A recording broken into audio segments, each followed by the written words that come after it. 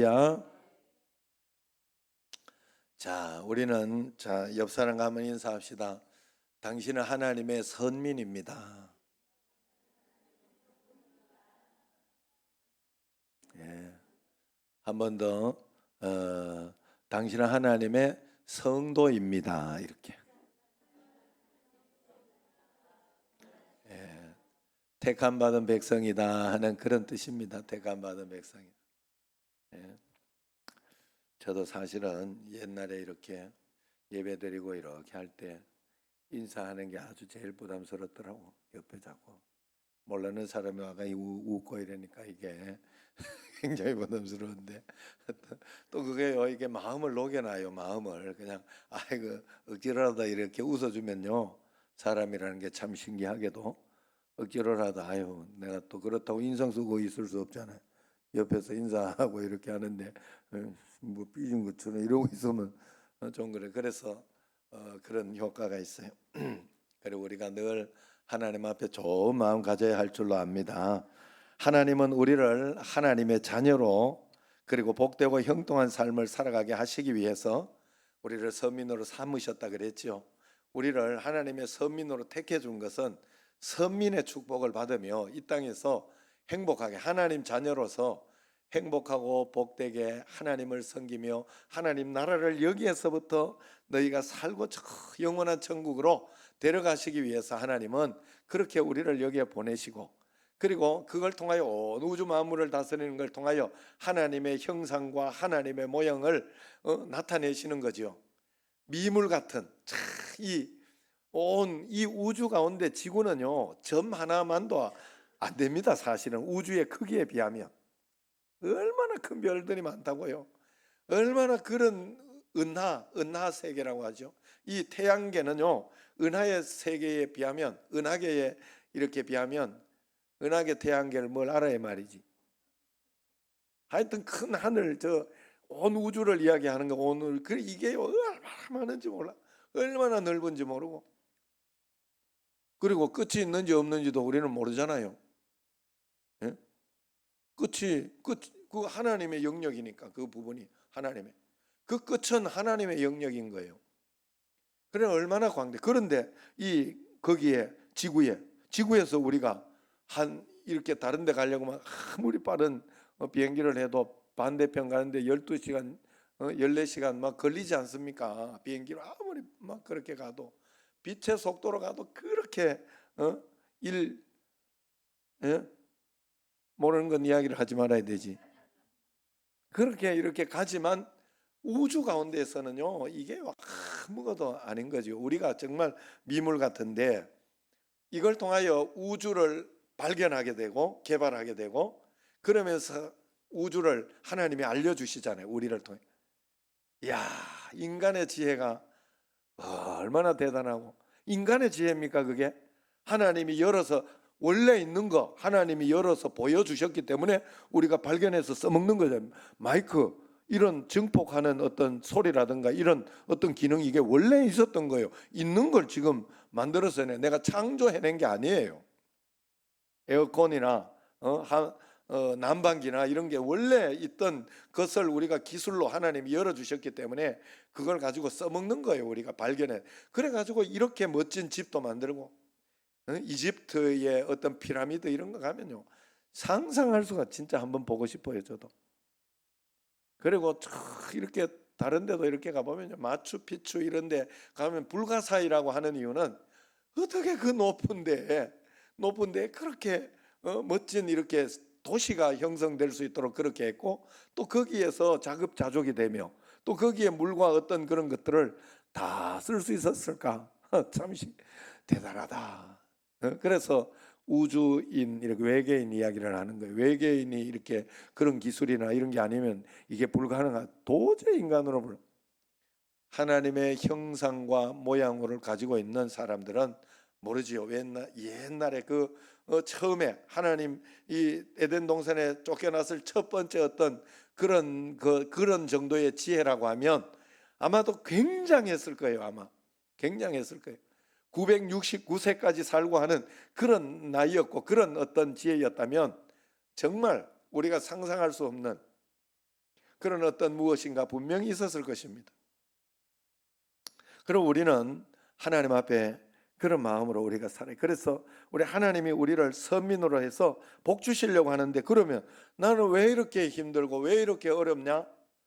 말씀대로 순종하리라, 이걸 못해서 그래요. 말씀대로 믿음으로 성령 충만, 예? 찬양 좋잖아요, 찬양. 그래서 여러분, 우리가 하나님 말씀대로 따라요. 그래서 하나님의 그 마음을, 우리에게 주는 그 마음을 예레미야 29장 11절에서 잘 표현되어 있어요. 한번 같이 읽어볼까요? 시작. 여호와의 말씀이니라 너희를 향한 나의 생각을 내가 아나니 평안이요 재앙이 아니니라 너희에게 미래와 희망을 주는 것이니라. 자녀를, 하나님 자녀, 우리가 하나님 자녀로 만드시고 창조하시고 난 뒤에 우리에게 주는 마음이 평안하고 재앙이 아니라는 거예요. 속상하고 힘든 게 아니라는 거예요. 어려운 게 아니라는 거예요. 너희에게 미래와 희망을 주는 거, 소망, 이건 참 제가 좋아하는 말씀이에요. 그리고 하나님의 말씀을 판단하고 하나님의 말씀을 듣는 근거가 돼요, 이것이. 그래서 내 마음속에요, 이렇게 이걸 중심으로 하나님 마음을 헤아립니다. 어떤 일이 있어 힘들고 속상하고 내가 마음속에 좌절이 되고 마음속에 걱정이 되고 두렵다 하면, 아, 요 지금 마귀가 왔구나. 하나님 말씀이 아니죠. 왜? 재앙은 아니거든요. 재앙적인 게 아니에요. 하나님은, 그럼에도 불구하고 하나님은 그 속에서 희망을 불어넣어주고 우리에게 소망을 주고 하나님이 함께 계시다는 어떤 믿음을 주고, 그러면서 우리로 하여금 이겨낼 수 있도록 용기를 준단 말이죠. 어려움이 문제가 아닌 거예요. 어려움 속에서 용기를 못 내는 게 문제인 거예요. 고통이 문제가 아닌 거예요. 거기에서 사명이 없는 게 문제인 거예요. 그래서 하나님께서는 우리에게 그래서 언제나 재앙이 아니고 평안이고 미래와 희망을 주는 거. 제가 청년들을 이렇게 보면서 청년들이 어떻게 하면 잘 됐으면 좋겠다, 복 받았으면 좋겠다, 그런 마음이 정말 우리 교인들, 여러 교우들, 우리 성도님들도 하나님 앞에서 늘 건강하고 강건했으면 좋겠다, 복을 받았으면 좋겠다 하는 그런 마음이 제 마음속에 있어요. 절대로 잘못됐으면 좋겠다, 한번 다리 뭉댕이 한번 부러졌으면 좋겠다, 이런 마음이 없어요. 저는 하나님이 마찬가지예요, 우리에게. 그런데 왜 이럴까? 예, 죄 때문에 그래요. 원죄 때문에 우리는 원래 완전히 망했던 사람이에요. 원래 지옥에 갈 수밖에 없는 것을 건져주신 거지, 하나님 안 믿는다고 지옥 보내는 하나님이 아니에요. 그냥 원래 우리는 싹쓸이 지옥에 갈 수밖에 없는 그런 상태였어요. 완전히 우리는. 그게 복음이라는 거예요. 여러분, 이 말을 여러분들이 잘 알아들으셔야 돼요. 순서가 바뀌면 안 돼요. 순서가 바뀌면 마귀가 주는 거기 때문에 원망이 돼요. 아이고, 이게 정말 하나님이 어떻게 안 믿는다고 지옥 보내고 이러시냐, 이런 생각이 들어요. 아니에요. 우리는 원래 우리는 망하게 생긴, 오호라 공고한 사람이로다. 우리는 망하게 생긴 그런 원래 원죄 때문에 위에서 그냥 죄 지은 것 때문에 우리가 그걸 그대로 타고 오게 생겼어요. 그러나 예수님께서 오셔가지고 메시아를 보내주겠다는 약속의 말씀만 믿어도 구원을 받았고, 또 예수님께서 이 땅에 오셨기 때문에 예수님을 믿음으로 우리는 건짐을 받은 거예요. 지옥 갈 수밖에 없는, 우리는 매일매일 고통스럽고 힘들고, 야, 인생이 답답하다, 인생이 너무 힘들다, 이렇게 살 수밖에 없는 인생인데 원래 그렇게 살다 가야 되는 거예요. 아무 의미 없이, 삶의 희망도 아무것도 없이 그냥 지옥 가는 거니까. 그냥 하나님 없이 우리 천국이 없으면 뭔 재미로 삽니까, 여러분? 나는 정말 천국이 없다는 확신만 있으면 벌써 끝났어요. 벌써 제 성격상. 그리고 이 땅이 지옥 같아요. 이 땅이 지옥 같아요. 그리고 거기에 하나님이 오셔서 우리에게 구원을 이루어 주신 거예요. 구원을 이루어 주신 거예요. 그래서 하나님이 내 마음속에 그런 우울한 마음, 속상한 마음, 낙심되는 마음이 들면요, 단순하게 사단아 물러가라 외치고 고백합니다. 하나님 다 보고 계신 줄로 믿습니다. 하나님 알고 계신 줄로 믿습니다. 그리고 이걸 통해 내게 뭘 가르쳐 주시고 뭘 성장시키고 뭔 축복을 주시려고. 그리고 그냥 무조건 앞에 이렇게 뭔 일이 있다 속상하고 확 싸우고 뭐 이런 일들이 있으려고 하고 내가 화가 확 나고 이런 일이 있으면 무조건 그렇게 해서 아이 뭐 좋은 일이 있으려고 또 이런 방해가 있을까. 사단이 알고요 방해를 해요. 먼저 우리로 하여금 그 복을 못 받도록 싸워가지고 그쪽에 가서 그쪽에 가야 서로 형제와 화목해야 복을 받는데, 그쪽에 화목하지 못하고 가지 못하도록 사단은 이미 거기에서 문제를 먼저 일으킨다고. 여기에 여러분들이 속으시면 안 돼요. 사단이 있어요. 세상에 여러분 사단은 없다고 생각하면 끝나는 거예요. 그러면 여러분은 무조건 쏟게 돼 있어요. 어떤 일에서 우연이지 우연. 우연은 없어요. 세상에 사단이 역사를 해가지고 하는 어떤 그것을 하나님은 허락해야 되는 상황이 있어요. 왜냐하면 죄 때문에 죄에 대한 죄의 값이 있거든요. 죄의 값은 사망이거든요. 그래서 큰 죄를 지으면 사망의 값을 받아야 되거든요. 그걸 하나님이 어떻게 할 수 없어요. 그렇기 때문에 우리는 빨리 회개하면 그 값을 예수님이 대신 치러버리는 거예요. 대신 십자가가 대신 치러버리는 거예요. 그렇기 때문에 우리는 하나님 앞에 그 믿음으로, 그래서 하나님 축복 주시려는 계획임을 믿습니다 하고 버티고 기다립니다. 끝까지 주님 의지하고 바라봅니다. 그러면 역전에 하나님께서 반드시 저에게 보여주셨어요. 지금까지 하나님은 더 좋은 것 주신 하나님을 분명히 보여주셨습니다. 여러분도 그 하나님 꼭 만나시기를 바랍니다. 선민학교, 선민수업해서 여러분 꼭 만나시기를 축원합니다. 그래서 오늘 본문을 보면 하나님이 우리에게 마침내 내게 복을 주려고 한다, 그렇게 이야기를 합니다. 마침내 내게 복을 주려고 한다. 그래서 아무리 고난스럽고 어려워도 말씀대로만 살면 마침내 복을 받게 되는 줄로 믿으시길 바랍니다. 아직 죽지 않았는데 포기하지 마세요. 그냥 10년, 여러분 1년, 2년만 해도 얼마나 힘들고 어려운데 10년, 20년 그렇게 한번 어려움이 있어봐요. 그건 진짜 끝이 없어요. 끝이 없어요. 하늘 한번 쳐다보고, 야, 우리 집은 왜 이럴까? 우리 아버지는 왜 저럴까? 그런 생각을 하게 돼 있어요. 분명히 하게 돼 있어요. 그래도 포기하지 마세요. 포기하지 말고 끝까지 주님을 기다리고 바라보면 마침내 복을 받게 된다. 저희 어머니가 마침내 복을 받은 사람 장본이 맞잖아요. 맞아요. 여러분 우리 어머니가 지금 저녁에 이렇게 오고, 예? 또 요즘은 또 이렇게 이술래 권사님도 같이 쌍으로 같이 이렇게 좀 주무신다는 소문이 있어요. 간간히 이래 들려요. 자, 그래도 저는요, 제가 외적으로 보면 안 되는구나 하는 걸 나는 깨달았어요. 어머니 보고, 어머니 와서 하는 거 보고 깨달았어요.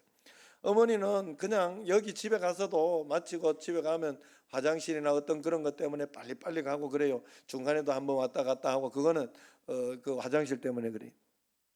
그 좀 그런 것 때문에. 그런데 집에서 가시거나 뭘 하거나 뭐 특별히 다른 게 하는 게 없어요. 깨면 성경 보고 기도하고, 그 자리에서 기도하고, 책상 있잖아요 집에. 그 따뜻한데 그래도 얼마나 감사해요. 그렇게 기도하고, 또 새벽에도 깨면 성경 보고 기도하고, 평상시도 아침도 지금 여기도 주일 매일 여러분 아시다시피 매일 여기 와서 기도하고, 기도 1시간씩 기도하고 가고, 집에 가서 또 집에 가서 틈나면 기도하고 성경 보고, 뭐 그거밖에 하는 게 없어. 그 피곤하고 힘들고, 그리고 연세 드셔가지고 이제 이렇게 그럴 수 있어요. 그래 여러분들이 혹시 이렇게 보면서 그렇게 이렇게 어르신들이나 연세 드신 분들이 혹시 그렇게 고개를 푹 숙이고 그러면 여러분들이 지금까지 온 구력만 해도 그걸 이해하셔야 돼요. 그걸 가지고 마음속에 권사님 왜 저럴까? 목사님 어머니가 왜 저럴까? 내가 미리 이야기를 해놔야 될 것 같더라고.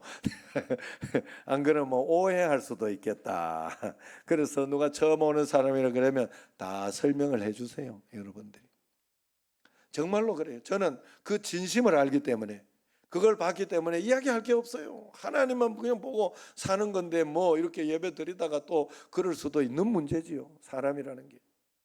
하나님 보는 진심은 변함이 없어요. 여러분, 그러므로 줘라도 이해가 되고 그래도 복 못 받을까 봐 나는 걱정이 안 됩니다. 왜냐하면 하나님 그 중심을 알기 때문에 그래요. 여러분, 중심을 하나님께 다 드려야 돼요. 마침내 복을 받게 됩니다. 마침내. 16절 같이 한번 읽어봅시다. 시작. 내 조상들도 알지 못하던 만나를 광야에서 내게 먹이셨나니 이는 다 너를 낮추시며 너를 시험하사 마침내 내게 복을 주려 하심이었느니라. 결국은 복을 주려고 너 고생시키는 것 같고 시험하고 어려움 있는 것 같은 거 다 너한테 큰 복을 주려고 그런 것이다라고 분명하게 이야기하고 있습니다. 우리에게 일어나는 고난 고통, 우리로 하여금 똥고생시키려고 하나님이 우리로 하여금 그런 고난과 고통을 허락해 놓은 게 아닙니다. 마침내 복을 주려고 하는 훈련이고 마침내 복을 주려고 하는 그런 하나님의 숨겨진 어떤 그런 검은 보자기에 쌓인 선물이라는 것을 믿으시기를 바랍니다. 그러면서 12절 13절에 보면 구체적으로 어떤 복인지, 마침내 받은 복이 어떤 복인지 이야기를 해요. 12절 13절에 같이 읽어봅시다. 내가 먹어서 배부르고 아름다운 집을 짓고 거주하게 되며 또 내 소와 양이 번성하며 내 은금이 증식되며 내 소유가 다 풍부하게 될 때에. 할렐루야. 말씀대로 따라가 보세요. 말씀대로 순종하리라. 그것만 잘 해보세요. 예수님을 진짜 잘 믿고 성경에 기록된 대로 살면 반드시 이런 복을 받게 돼 있어요. 안 그렇던데요? 아니요, 절대로 그건 안 살아봐서, 그렇게 안 살아봐서 그래요. 안 살아본 사람이 중간에 그 소리 해요. 절대로 그렇게 살아본 사람 절대로 그런 소리 안 해요. 그런 소리 할 수가 없어요. 왜냐하면 알기 때문에, 그 분복과 은총을 알기 때문에, 결국은 마침내 복을 주시는 거 알기 때문에. 이삭 토스트, 김하경 대표의 이야기예요. 이삭 토스트 알지요 여러분? 이삭 토스트 그분이 이렇게 이야기합니다. 저는 아줌마입니다. 할 줄 아는 게 하나도 없고 요리 자격증도 없습니다. 그래서 하나님 뭘 할까요? 하면서 기도했다고 그래요. 그렇게 기도하면서 김 대표는 이제 대학교 앞에 이제 저걸 가지고 리아카를 가지고 토스트 장사를 시작했답니다. 그런 어느 날 저렴한 가격에 자리가 좋은 상가 하나를 발견했다고 해요. 그래 그곳에 장사하고 싶다 하는 생각이 들어서 생각에 새벽마다 기도를 하는데 자꾸 그 생각, 하나님 말씀을 주신 거죠. 그렇게 이렇게 하는데 안타깝게도 얼마 지나지 않는데 그 자기가 생각했던 그 장소가 그만 정문으로 바뀌더래. 대학교의 정문으로. 그만 땅값이 엄청 올라버려 가지고 거기가 임대료 값이 그만 엄청 올라버려 가지고 김 대표는 속으로 포기해야 되겠다 이런 생각이 들었다고요. 그러나 마음속으로 하나님 말씀 그게 너무 강렬해 가지고 안 되면 안 되는 거고, 그래서 거기 그 옆에서 원래 이렇게 장사를 하고 있었으니까 거기에서 상가 주변을 매일매일 기쁘게 즐거운 마음으로 청소를 해주면서, 거기 청소하면서 주변을 막 청소하고 그래야 자기도 깨끗하잖아요. 그러니까 청소를 해주면서 이제 그 상가, 하나님 이 상가 주십시오 하고 그 여리고성 기도를 했는 거예요. 여리고 기도를 하잖아요. 우리가 땅밟기를 하잖아요. 그 기도를 이렇게 하고 있었다고 그래요. 그런데 그렇게 기도하고 있던 어느 날 우연히 그 상가 주인이 다가와서 말을 걸더랍니다. 날마다 청소하는 걸 지켜봤습니다. 그러더니 그러면서 아주머니에게 내가 세를 드리고 싶습니다. 왜냐하면 그거 토스트 하는 그거니까. 그렇게 이야기하더랍니다. 그래서 아유 엄청 비싸잖아요. 임대료. 저 돈 없어요. 이러니까 그래요? 그럼 거기에 내가 맞춰드리겠습니다. 그러더니 야, 그래가지고 기적처럼 그 상가에 입점해가지고 성공적으로 그 이삭 토스트 이 토스트를요 그 가게를 운영했다고 해요. 그러면서 교회 청소 봉사 열심히 하고 하나님이 맡겨주신 일들을 기쁘게 감당했다고 간증합니다. 장사 잘 되니까, 그런데 장사가 잘 되니까 당연히 경쟁자들이 생기고 그 주변에 또 이렇게 경쟁자들 많이 생겼다고 합니다. 그래서 이분이 하나님 앞에 또 기도했다고 해요. 하나님, 내 토스트 어떻게 하죠?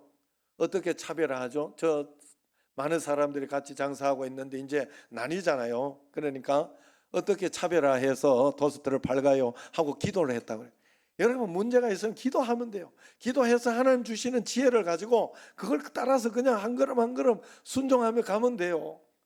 아이 뭐 기도해가지고 응답이 없으면 그냥 응답 없는 대로 있으면 돼요. 좀 기다리면 하나님이 없으면 없는 대로 땅 밟기 열심히 하고 있으면 돼요. 그래, 하나님이 그렇게 하니까 그때까지만 해도 토스트라고 하면 무조건 케찹, 머스터드, 설탕을 뿌리고 토핑을 올리는 게 다였다고 합니다. 그런데 그렇게 계속 기도하고 있던 어느 날 한 자매가 오더니, 학생 자매가 하나 오더니, 아주머니 이 토스트 정말 맛있네요. 그런데 여기에 머스터드나 토마토 이 케첩보다는 소스를 한번 발라서 먹으면 훨씬 맛있을 것 같아요. 이렇게 그냥 툭 던지고 가더라는 거예요. 그런데 그걸 기도하고 있던 이 이삭 토스트 대표 그분이 이게 머리에 자꾸 남는 거지, 기도하니까. 그 하나님의 사인이잖아요. 말씀 사인. 말씀 사인. 응? 말씀대로 사는 거. 어제 내가 보내준 영상 그거 잘 준비하고 있어요. 그래서 그래가지고 그 말씀 따라서 또 그렇게 한번 해본 거죠. 이게 하나님 말씀에다 딱 이렇게 한 게 아니라니까. 가장 하나님의 말씀다운 거, 이건 하나님의 응답해 준 거, 이것도 한번 해봐야 되겠다 하고 그걸 순종해서 해본 거예요. 그때부터 이삭 토스트가 최초로 토스트에 소스를 바르기 시작했고 그게 대박이 났다고 합니다. 여러분, 믿음의 사람들은 다 이것처럼 스토리가 있어요. 기도와 말씀 순종이 항상 함께 갑니다. 믿음의 사람들은. 사업이 번창한 이후에도 이분은 돈이 아니라 하나님의 섭리를 신뢰하고 그 인도하심을 따라 순종하는 길을 자꾸 선택했다고 합니다. 한 번은 돈은 많이 벌었지만 건강이 좀 약해지고 열심히 하다 보니 얼마나 약해졌겠어요. 토스트 가게를 잠시 쉬고 있었다고 그래요. 그런데 어느 날 우연히 아파트 단지를 걷다가 한 부부가 너무 어두운 표정으로 우유 판촉을 하는 걸 보게 되었답니다. 그래서 그분하고 어떻게 우연히 이야기하게 돼가지고 사연을 들어보니까 그 부부가 장사를 하다가 빚을 많이 지고 파산을 하게 된 어려운 처지였다고 그래요. 설상가상으로 그분들 몸에 병이 났는데 치료할 돈이 없어 그 거리로 지금 나앉았다고 합니다.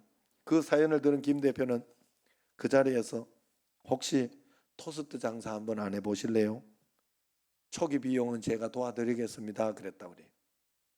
그래서 그 제안을 그분이 받아들이고 해서 그렇게 초기 비용을 8천만 원 도와줬다고 그럽니다.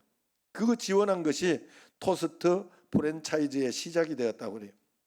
그래서 일반적으로 프랜차이즈 사업은 로열티나 본사 보증금, 가맹비 등으로 이윤을 내는데 이삭 토스트는 정말 어려운 사람, 도움이 절실한 사람을 돕는 방향으로 사업의 목표를 정했기 때문에 과도한 이윤을 추구하지 않는다고 합니다.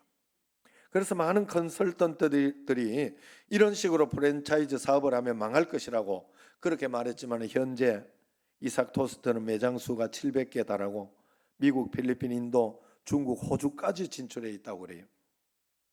이삭 토스트가 여러분 왜 이삭 토스트인지 알고 있어요? 아는 분 있어요? 이삭 토스트, 이삭 죽기 뭐 이런 거라고 생각하지요? 이삭 밀 뭐 이래가지고 빵, 네? 아니에요. 이 이삭 이름이 기도하면서 받은 이름. 기도하면서 하나님께서 창세기 26장 12절 13절 말씀을 딱 주시더라는 거예요. 거기에 보면 같이 읽어봐. 이삭이 그 땅에서 농사하여 그 해에 100배나 얻었고 여호와께서 복을 주심으로 그 사람이 창대하고 왕성하여 마침내 거부가 되어. 이게 이삭이, 그래서 이삭 토스트래요. 이삭이 결국은 마침내 거부가 되었다 하는 이 약속을 붙잡았다는 거예요. 이삭 토스트가. 여러분, 하나님 말씀처럼 복을 주시면 어떤 상황과 환경에도 거부가 될 수 있다고 이삭 토스트 김학영 대표는 믿었다고 합니다. 저는 확신합니다. 우리가 세상의 성공과 풍요를 목적으로 하지 않아도 하나님을 잘 믿고 그 뜻대로 살아가면 하나님의 선민된 우리 인생은 오늘 말씀대로 반드시 풍성한 복과 은혜를 누리며 살아가게 될 줄로 믿습니다. 오늘 여러분과 제가 그 주인공이 되기를 주의 이름으로 축원합니다. 그런데 오늘 본문 14절 상반절에 보세요. 거기 보면 하나님의 높아심이 기록되어 있어요. 내 마음이, 한번 보세요. 내 마음이 교만하여 내 하나님 여호와를 잊어버릴까 염려하노라. 잊어버릴까 염려하노라.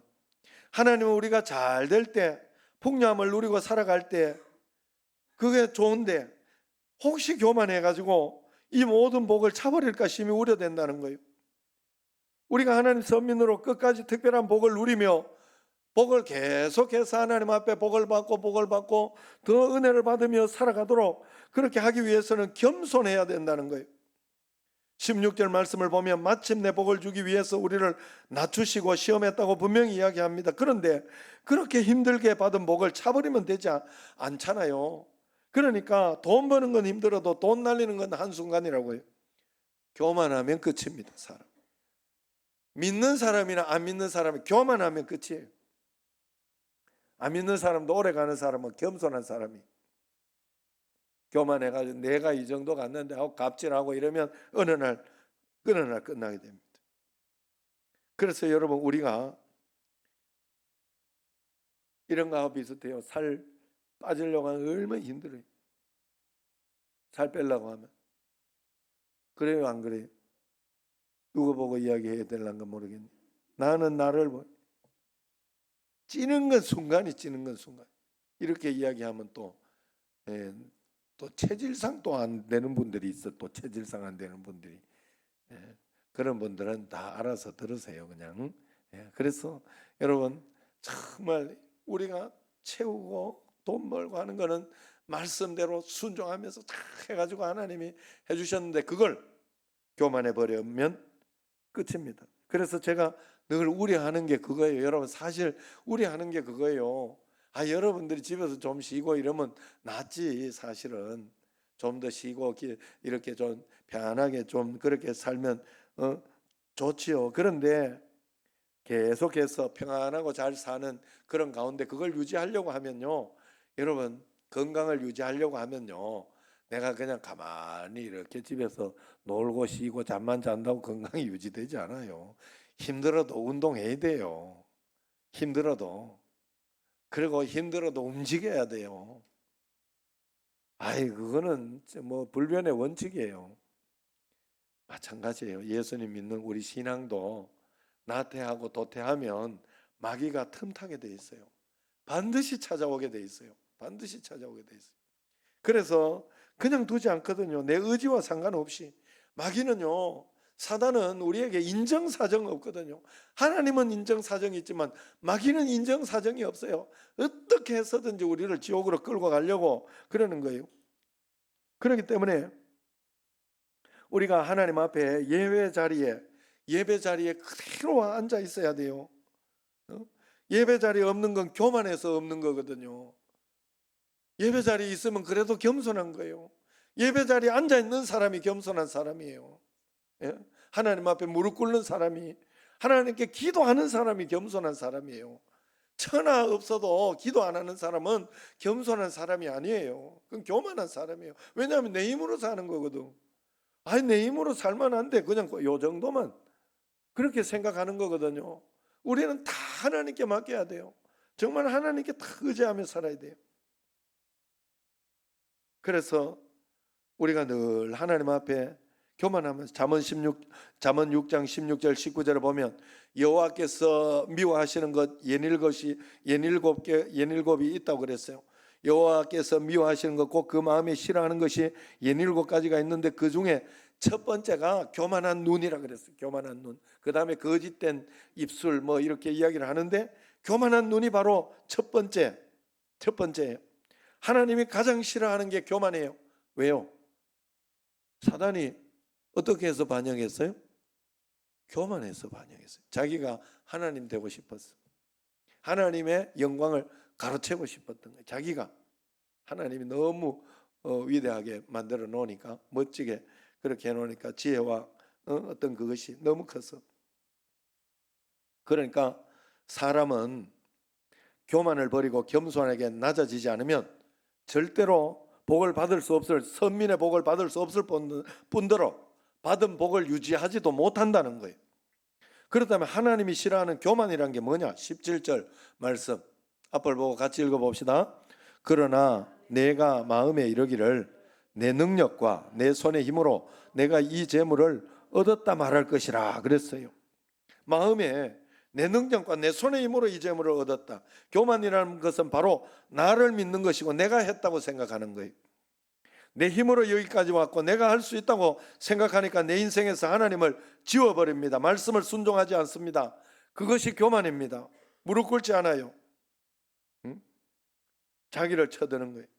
예전에 학교 오락실 앞에 가면, 지금도 뭐 오락실에 가면 옛날 거 있습니다만, 두더지 게임 알잖아요. 두더지 게임. 두더지가 자꾸 왜 때려 그러면서 머리를 쳐들고 나니까 한 대씩 두드려 맞는 거예요. 내려가라고. 맞잖아요.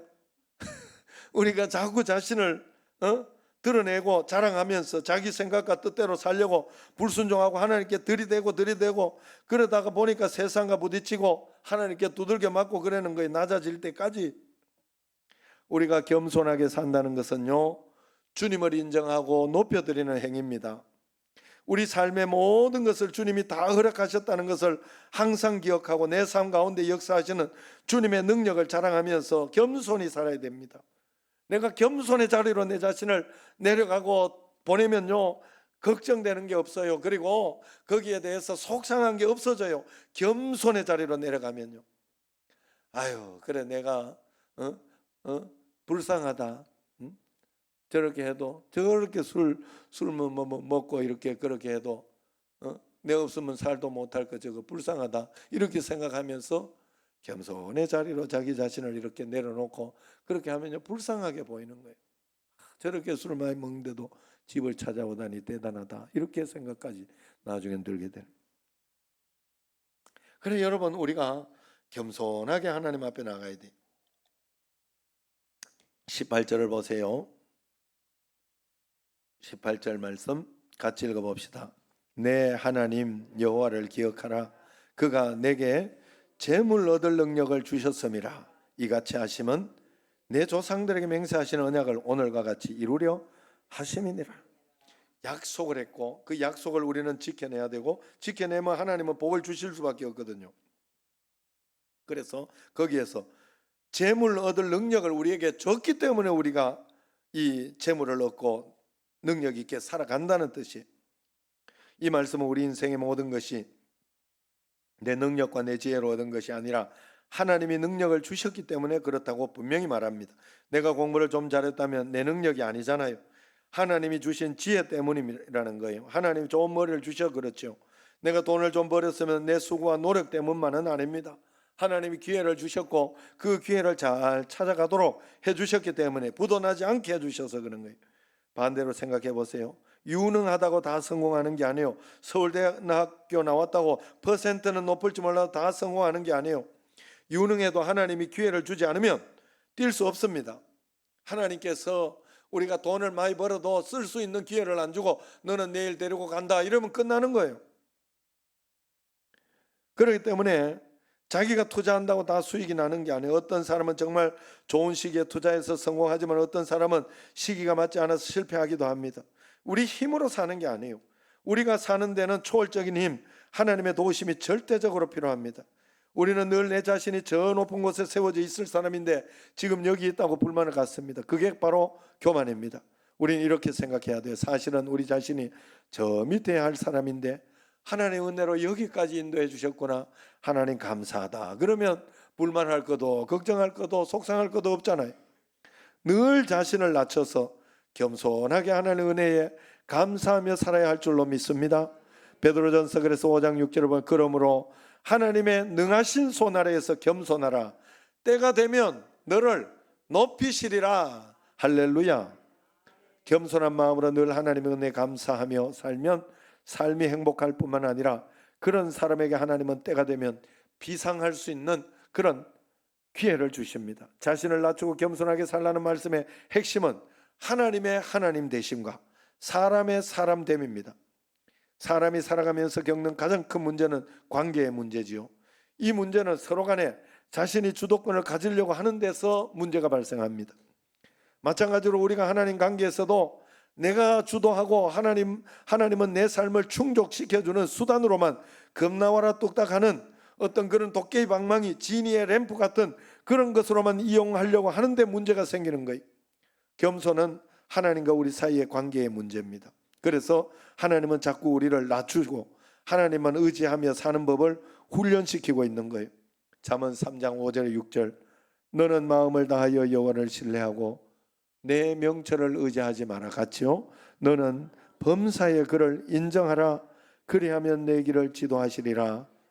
분명히 말씀하고 있습니다. 사람이 늘 강해야 산다고 생각하고 장점과 강점이 많아야 성공한다고 그렇게 생각합니다. 하지만은 칼로 흥한 사람은 칼로 망한다는 예수님 말씀처럼 사람은 자신의 강점과 장점을 믿고 자만하고 교만하다가 무너지는 겁니다. 반대로 자신의 단점과 약점 때문에 겸손하게 살아가며 승리하게 됩니다.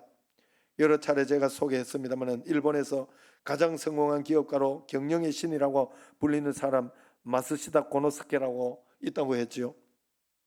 이분은 너무 가난해서 최종 학력이 초등학교 4학년입니다. 그리고 자전거포 점원으로 사회생활을 시작해서 1918년에 마쓰시다 전기 회사를 세우면서 사업을 시작해 전성기 시절에는 계열사만 570개에 15만 명의 직원을 거느린 회사가 되었다고 합니다. 사람들은 그의 성공 비결이 궁금했어요.